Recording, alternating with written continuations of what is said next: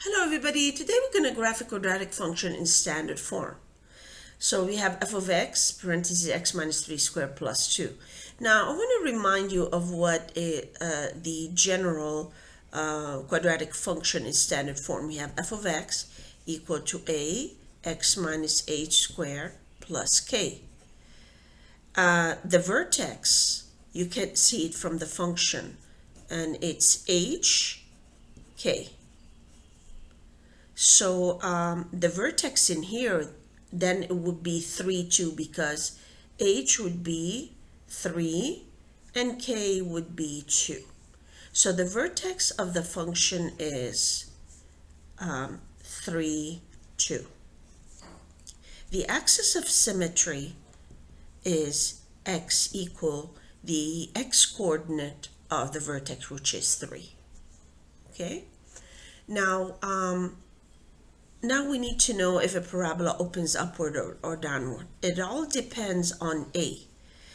Since A, this is A, in this case, I don't have a number which is the same as positive 1. Since A is positive, the parabola opens upward. Okay, so again, we're going to have that shape right here.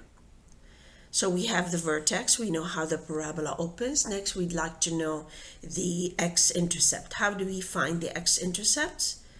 The x-intercepts, you can find them when the y-coordinate of the, or f of x, when y or f of x equal to 0.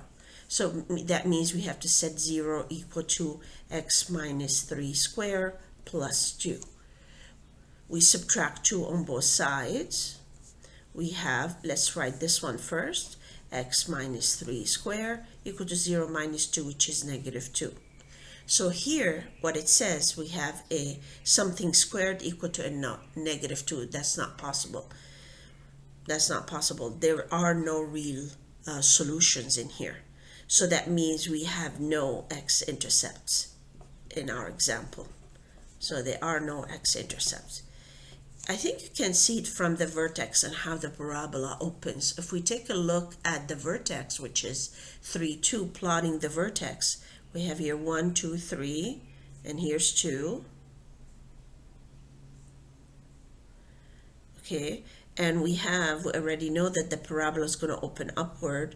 So what does that mean? It's going to look that shape. I think it's going to have this shape right here. So it's never going to hit the x-axis. So that means we're not going to have any x-intercept.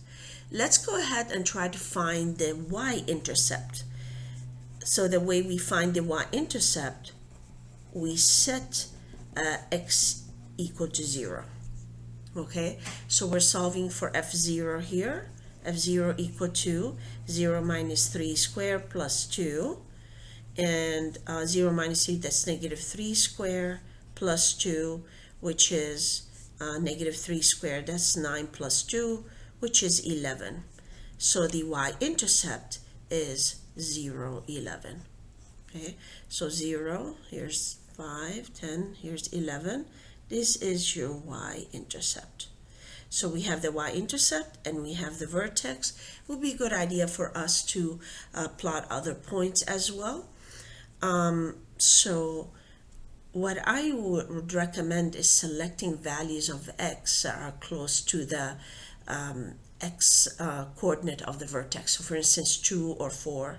So we can do this. So let's go ahead and plot other points. So we can choose 2 and 4 close to the x coordinate of the vertex, and let's write down the function again.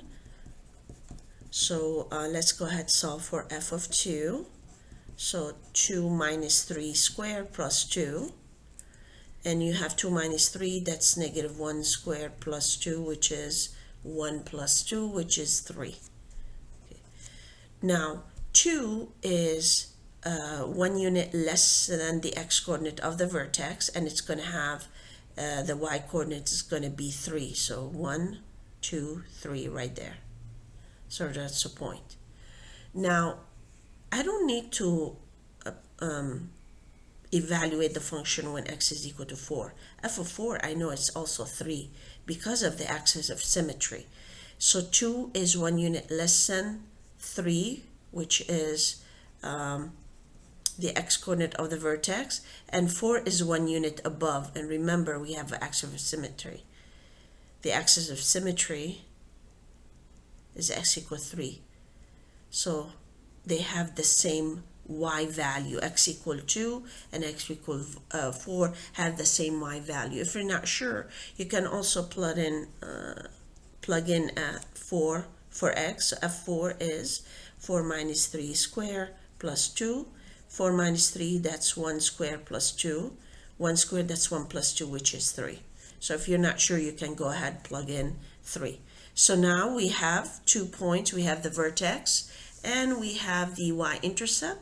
You can go ahead and graph it. It's a little hard when you have a one value that is right here. And here is the graph of our function, which is f of x equal to x minus 3 squared plus 2. I hope you found this video helpful. Have a good day, everybody. Bye-bye.